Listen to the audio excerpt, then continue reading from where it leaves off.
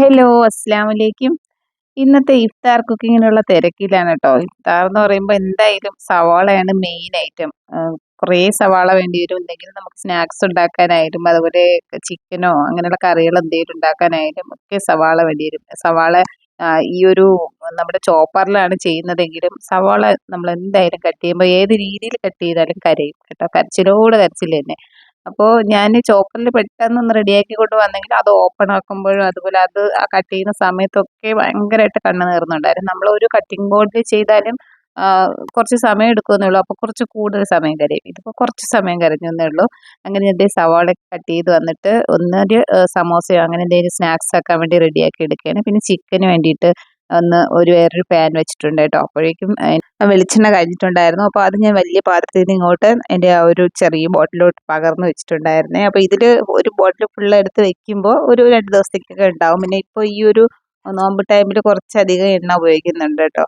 അങ്ങനെ ദേ സവോളയൊക്കെ രണ്ടിട്ടായിട്ട് ഞാൻ ഒരു 7 സവോളയും കണ്ട് അരിഞ്ഞിട്ട് കൊണ്ടുവന്നിട്ടുണ്ടായിരുന്നു. 2 പാത്രത്തിലോട്ട് അതങ്ങ് ഷെയർ ചെയ്തിട്ടു കേട്ടോ. എന്നിട്ട് ഒരുമിച്ച് തന്നെ സംഭവം രണ്ടും ഒരു ഫ്രൈ പാൻ ടൈപ്പാണ്. അപ്പോൾ ആ ഒരു സ്പൂൺ വെച്ചിട്ട് തന്നെ രണ്ടിലും എന്തായാലും ചിക്കൻ ആണ് ആക്കുന്നത്. അപ്പോൾ സ്പൂണിന് ഇനി മാറ്റണമെന്നൊന്നുമില്ല. അപ്പോൾ രണ്ടും വെച്ചങ്ങ് ചിക്കി എടുക്കുകയാണ് കേട്ടോ. ആ ഒരു സ്പൂൺ വെച്ച് തന്നെ രണ്ടിലും ഇടയ്ക്കിടയ്ക്ക് ചിക്കി കൊടുക്കുന്നുണ്ട്. പിന്നെ ഞാൻ പച്ചമുളക് ഇട്ട് കൊടുക്കുന്നുണ്ട്.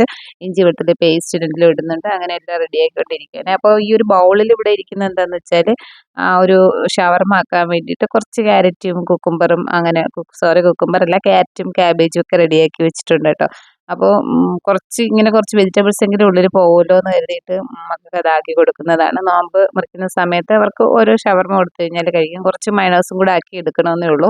അപ്പോൾ നമ്മൾ മുട്ടയുടെ വെള്ളം എടുത്തിട്ട് അപ്പോൾ ആ ഒരു സമയത്ത് 2 മുട്ടയുടെ വെള്ളം എടുത്തിട്ട് അങ്ങ് റെഡിയാക്കി കൊടുക്കും. അല്ലാതെ നമ്മൾ പുറത്തുനിന്ന് വാങ്ങിക്കുന്ന അന്ന് എന്തായാലും ഈ ഇത്രയും ചൂട് സമയത്ത് പുറത്തുനിന്ന് വാങ്ങിക്കാതിരിക്കുന്നതാണ് നല്ലത്. നമ്മൾ എത്ര ആ ഒരു സ്പോട്ടിൽ പോയി വാങ്ങിയിട്ട് വന്നാലും കഴിക്കുമ്പോൾ ഇനി എന്തെങ്കിലും പ്രശ്നമാവോ? ഒന്നാമത് നോമ്പാണല്ലോ. നോമ്പ് പിടിച്ച വയറ്റിൽ നമ്മൾ എന്തെങ്കിലും ഇങ്ങനെയൊക്കെ കഴിക്കുമ്പോൾ ഒരുപാട് ശ്രദ്ധിക്കണം. അങ്ങനെ ദേ സമോസയുടെ കൂട്ട് റെഡി ആയിട്ടുണ്ട്. അപ്പോൾ രണ്ടും കൂടെ ഒരുമിച്ചാകുമ്പോൾ ദേ പെട്ടെന്ന് സമോസയുടെ കൂട്ട് നമുക്ക് ആക്കിയെടുക്കാൻ പാടുന്നില്ല. ഞാൻ സമോസയുടെ കൂട്ടെന്ന് പറയുന്നുണ്ടെങ്കിൽ ഞാനിത് മീറ്റ് റോളിലും ഒക്കെ ഇത് തന്നെയാണ് കേട്ടോ ഉപയോഗിക്കുന്നത്. അപ്പോൾ സംഭവം ഏതാണെന്ന് വെച്ചാൽ ഉണ്ടാക്കാം. എല്ലാത്തിൻ്റെ ഷീറ്റ് വാങ്ങി വെച്ചിട്ടുള്ളത് കൊണ്ട് ഏതെന്ന് വെച്ചാൽ നമുക്ക് ആ ടൈമിൽ ഉണ്ടാക്കിയെടുക്കാം. അങ്ങനെ നമ്മൾ ഷവർമ്മയുടെ മിക്സ് റെഡി ആയിട്ടുണ്ട്. അപ്പോഴേക്കും അതെല്ലാം റെഡിയാക്കി എടുത്ത് വെച്ചിട്ട് അപ്പോൾ ടൈം 3, 4 ആ ഒരു ടൈം ആയിട്ടുള്ളായിരുന്നുള്ളൂ.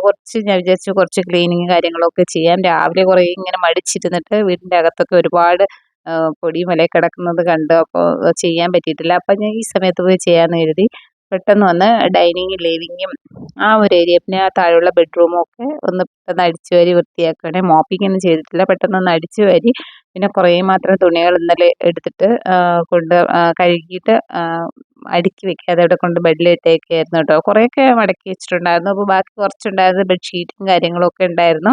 അപ്പോൾ അതിനെയൊക്കെ ഒന്ന് ഒന്ന് മടക്കി വെച്ച് യഥാസ്ഥാനത്ത് എടുത്ത് വെക്കുകയാണ്. അപ്പോൾ നോമ്പ് മുറിച്ച് കഴിഞ്ഞാൽ നമ്മൾ നോമ്പ് പിടിക്കുന്നവർക്കറിയാം. നോമ്പ് പിടിച്ചിരിക്കുന്ന ആ ഒരു ടൈമിലുള്ള ആ ക്ഷീണമല്ല. നോമ്പ് മുറിച്ച് കഴിഞ്ഞാൽ പിന്നെ നമുക്കൊന്നും ചെയ്യാൻ തോന്നില്ല. ഭയങ്കരമായിട്ടുള്ള ക്ഷീണമാണ്. അപ്പോൾ അതിന് മുമ്പ് എന്താണോ നമുക്ക് ചെയ്യാം. അപ്പോൾ ഞാനിത് മടക്കിയൊക്കെ വെച്ചിട്ട് വന്നപ്പോൾ നോക്കുമ്പോൾ എൻ്റെ ഒരു ഇൻഡോർ പ്ലാന്റ് കണ്ടില്ലേ, മുകളിലോട്ട് നല്ല പുതിയ ഇല വരുന്നുണ്ട്. നല്ല പച്ച കളറിൽ നിൽക്കുന്നുണ്ട്. പക്ഷെ താഴോട്ടുള്ളത് നന്നായിട്ട് അങ്ങ് ഉണങ്ങി പോകുന്നുണ്ട്.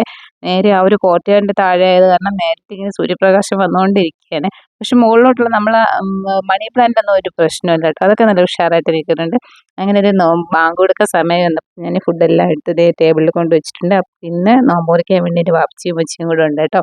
അതുകൊണ്ടാണ് ഇന്ന് ഇച്ചിരി അടിപൊളിയായിട്ട് ഫുഡൊക്കെ ആക്കി. അവർ ഈ വർഷത്തെ ആദ്യത്തെ നോമ്പ് തുറ ഞങ്ങളെ കൂടെ ഉള്ളതാണ് കേട്ടോ. അപ്പോൾ തൊട്ടടുത്തുള്ള പള്ളിയിൽ പോയിട്ട് വാപ്പച്ചി നോമ്പ് കഞ്ഞിയും വാങ്ങിച്ചിട്ട് വന്നിട്ടുണ്ടായിരുന്നു. നോമ്പ് കഞ്ഞി എന്ന് പറയുമ്പോൾ എല്ലാവർക്കും ഇഷ്ടമാണല്ലോ. എൻ്റെ മക്കൾ കഴിക്കില്ലെങ്കിലും ഞാനും വാപ്പച്ചിയും ഉമ്മച്ചിയൊക്കെ കഴിക്കും കേട്ടോ. അപ്പോൾ ഞങ്ങൾ ഇതേ നോമ്പ് നോക്കി ബാങ്ക് വിളിച്ചപ്പോൾ നോമ്പ് മുറിച്ചു. മക്കളൊക്കെ ഉണ്ടായിരുന്നു കേട്ടോ. അവരുടെ വീഡിയോ ഇട്ടിട്ടില്ല എന്നേ ഉള്ളൂ. എന്തായാലും വീഡിയോ കണ്ടാൽ ഇഷ്ടമായാലും ഒന്ന് ലൈക്ക് ചെയ്യുക. വീണ്ടും വരാം കേട്ടോ.